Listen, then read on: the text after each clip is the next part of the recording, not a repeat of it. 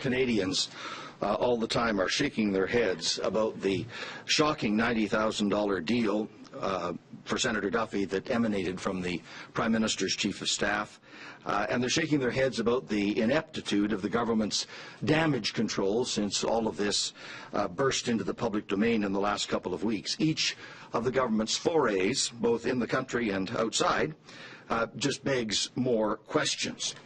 For example, if the Prime Minister is truly as perturbed as he claims to be about this Wright-Duffy scandal, why did it take him nearly a whole week to fire his Chief of Staff, all the while protesting his full confidence in Mr. Wright?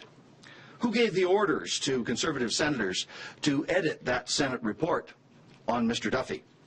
Where is that February 20th email that outlines the parameters of a deal? And on and on and on it goes. Throwing the bodies under the bus is not accountability, and crocodile tears from Peru will not do. All the threads here lead to the Prime Minister. He appointed these people. They were accountable to him. He and only he can provide disclosure and accountability to Canadians. As this sorry story has emerged over the last couple of weeks, Liberals have pressed the government in question period in both the House and in the Senate. We have requested an emergency debate on the floor of the House of Commons because there will be no other parliamentary opportunity to explore this, at least on the House of Commons side. We've moved a motion at the Commons Ethics Committee to call all of the key players to appear at a public hearing before the Canadian people so that all questions can be asked and answered. This morning, we put a Liberal online petition on with a number of opportunities for Canadians to express their views, and just in the space of an hour or so, thousands of Canadians have indicated their deep concern by signing on to the petition. Senator Cowan will outline the activities that Liberals in the Senate have undertaken to pursue this matter. But first of all, our whip, Judy Foote, will specify a number of the key questions, the precise questions that we think need to be answered. Judy. Thank you, Ralph. And as you all know, in recent days, serious questions have emerged about the ethics of the Prime Minister's office in particular. First, it appears the Prime Minister's office whitewashed and obstructed an audit report on Senate expenses. Then Mr. Harper's right-hand man apparently cut a check for $90,172 to cover up potentially fraudulent expenses. Instead of providing Canadians with the answers they rightfully deserve, Mr. Harper skips town. Canadians deserve transparency and accountability from this Conservative government. Canadians need the truth and deserve the truth. The Prime Minister must stop running and answer the following key questions. One, on Monday, May 20th, the PMO told CTV News that they had forwarded a copy of the agreement between Senator Duffy and Nigel Wright to Ethics Commissioner Mary Dawson. On Tuesday, Conservatives said that the document couldn't be released because no such agreement existed. Which is it? And when will the government publicly release all documents and emails relating to this deal so they can be reviewed by the Canadian public? Two former chiefs of staff to a Conservative Prime Minister have said there is no way that Stephen Harper could not know about the deal. How could Harper continue to say he had the utmost confidence in Wright for nearly a week when his advisor had kept him in the dark about this serious undertaking? 3, media reports indicate that Stephen Harper's former senior legal advisor negotiated the agreement between Senator Duffy and Nigel Wright. That lawyer says he didn't participate in the decision to write a check for $90,172, but has not denied drafting an agreement. Who drafted the agreement?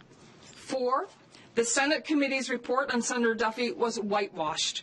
Who ordered the members of the committee to whitewash the Duffy report, and why did a majority of the senators on the committee agree to cooperate in this cover-up?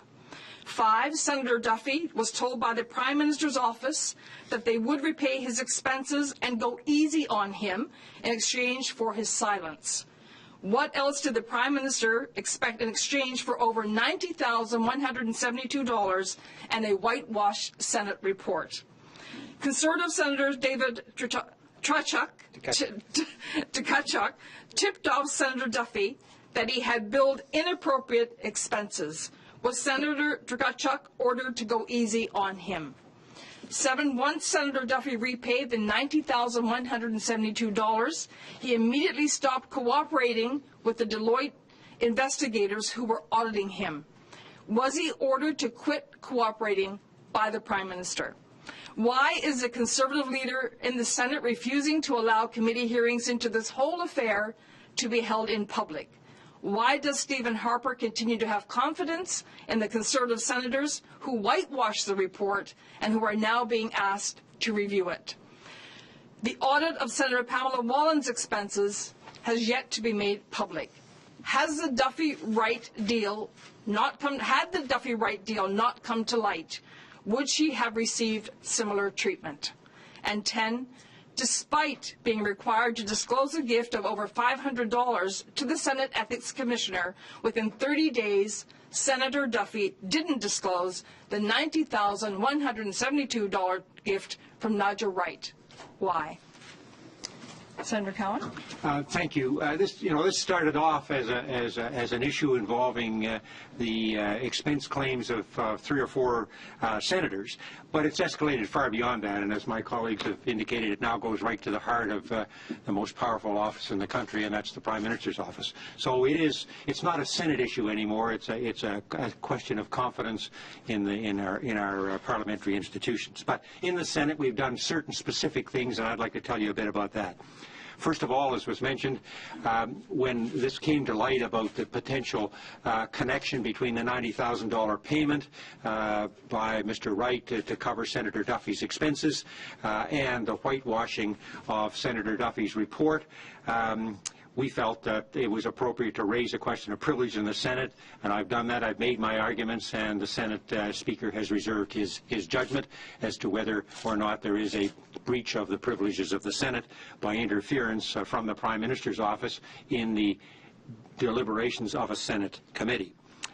Secondly, I felt that it had gotten so far, had grown so much that it was inappropriate to have the same committee that had whitewashed Senator Duffy in the first place have another look at it. I wouldn't have confidence in that, and I didn't think Canadians would. So I made a motion that this matter now be referred to the RCMP. Those authorities are well equipped, they're well trained to get to the bottom of this kind of matter. I don't think that parliamentary committees, whether in the House or the Senate, are really designed, nor are parliamentarians trained to do this kind of work. So we made a motion that the matter be referred to the RCMP. That failed. The government would not support that.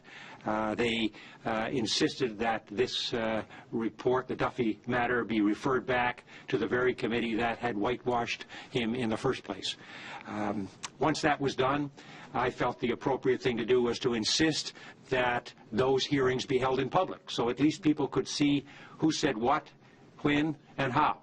And that would restore some measure of confidence to the process. I invited Senator LeBreton to co-sign a letter with me to the committee asking them to open up their hearings to the public. She refused to do that. So I've now sent a letter myself to the chair and vice chair of the committee asking them to open up that process to the public. Thank you. Thank you very much. We'll now move to the floor for questions, beginning with the gentleman in the fourth row.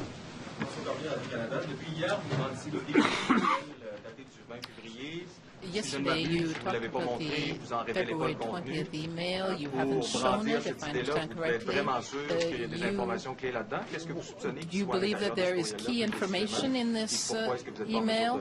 What do you think is behind it, and why can't you show us that email? The email is not in our possession. We understand that it's in the possession of the Prime Minister's office, that it does exist. And very interestingly, yesterday, when the email was referred to by both myself and by Mr. Trudeau in question period, the government did not deny its existence. They answered a question we didn't ask.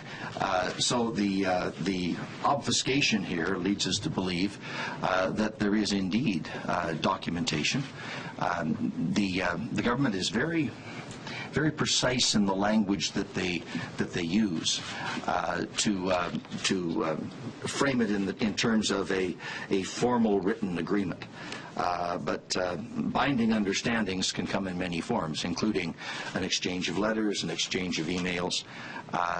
We need to see the entire documentation into and out of the Prime Minister's office relating to this whole affair, so that Canadians can understand who started it, who was the first to make a request, and who participated in the formulation of this scheme. The paper trail is a key part of the evidence. And as I say, it's very interesting. Even though the government skates all around the answer, they never say that there is no paper trail. They just decline to serve it up so Canadians can see it. Do you believe Stephen Harper when he says that he wasn't aware before he saw it in the media? Do you believe that? It does strain one's belief that all of this could have been transpiring quite literally in the Prime Minister's office and under his nose without him having any inkling of what was going on. And then after it started to leak into the public domain, it took 5 or 6 days before the Prime Minister came to grips with that reality and dismissed his Chief of Staff. We want to see all of the evidence. And in the meantime, we are highly skeptical that all of this could have been a complete mystery. Jacobo Bo, Global TV. It's pretty clear the evidence shows that there was preferential treatment given to Senator Duffy. And we've learned that Conservative senators on the committee were the ones who took the actions to have certain parts of the report on Senator Duffy excised.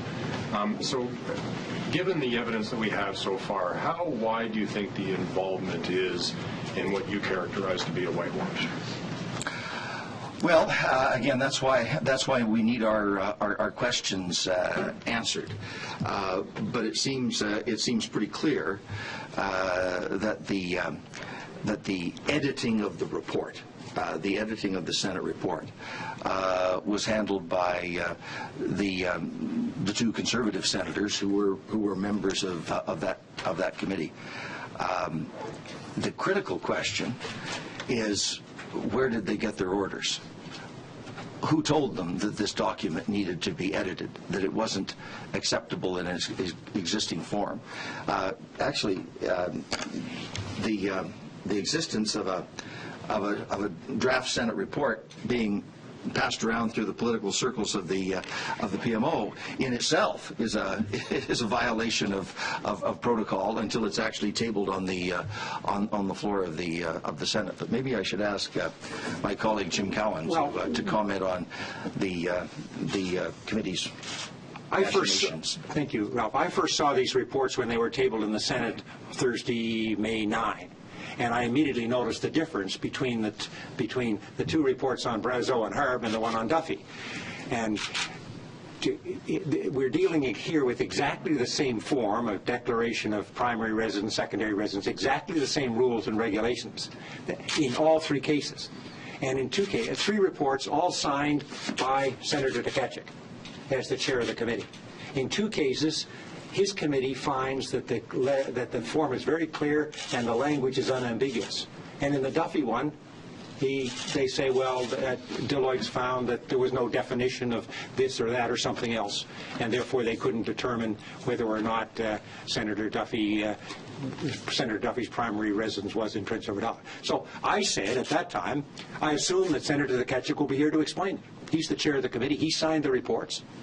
And Senator Tkachuk has gone to ground since then. And as far as I know, he's not talked to anybody to give that explanation. The only explanation that's been given so far by Senator LeBreton, when I've pressed her on this, as to why there would be a different treatment, she said, well, Senator Duffy paid the money back at the time of the report. But that has nothing to do whether the form and the language was clear and unambiguous or confusing, as Senator Duffy said. Got nothing to do with whether the money was paid back by one and not by the others. It's got nothing to do with that issue. So Senator Tkachuk, who's a nominee of Senator LeBreton, has a responsibility now, as I said he had on May the 9th, to explain that discrepancy. He signed the report. I didn't, and I can't provide that explanation. What about the involvement of Senator Stuart Olson? She worked for the Prime Minister as a press secretary, worked for him for a long time. Does that cause you concern? Because you've got his chief of staff writing a $90,000 check. You've got somebody who worked with him closely for a number of years involved in this changing the report. So what does that say to you about any involvement in the PMO and all this? Well, I think anybody looking at this, just anybody looking at it, would find it strange that are these all coincidences, or are there connections? I think people could reasonably come to the conclusion that these dots are connected. And if they're not, then the Prime Minister is the one person who can clarify this, and he hasn't. All he said was he was sorry. Well, was he really sorry about this, or was he only sorry because he got caught? And this is, it is time for the Prime Minister and the people that he put in these positions of trust to come clean and to explain the situation. We can ask the questions, but we can't provide the answers. And now you have the rather bizarre step taken that the very report that was doctored and sanitized is now going back to the very people who did the doctoring and the sanitization. It doesn't lead to a great deal of confidence that actually you're going to get a clean result at the end of this. Norman Rayom, TVA. I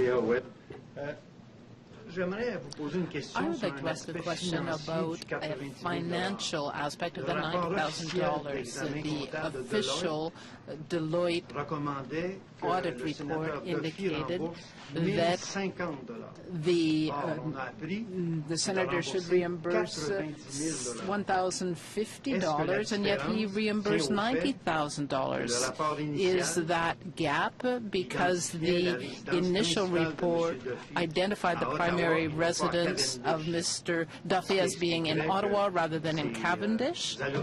Is that why the $22,000 for 4 years would be the amount, that is $90,000 over 4 years?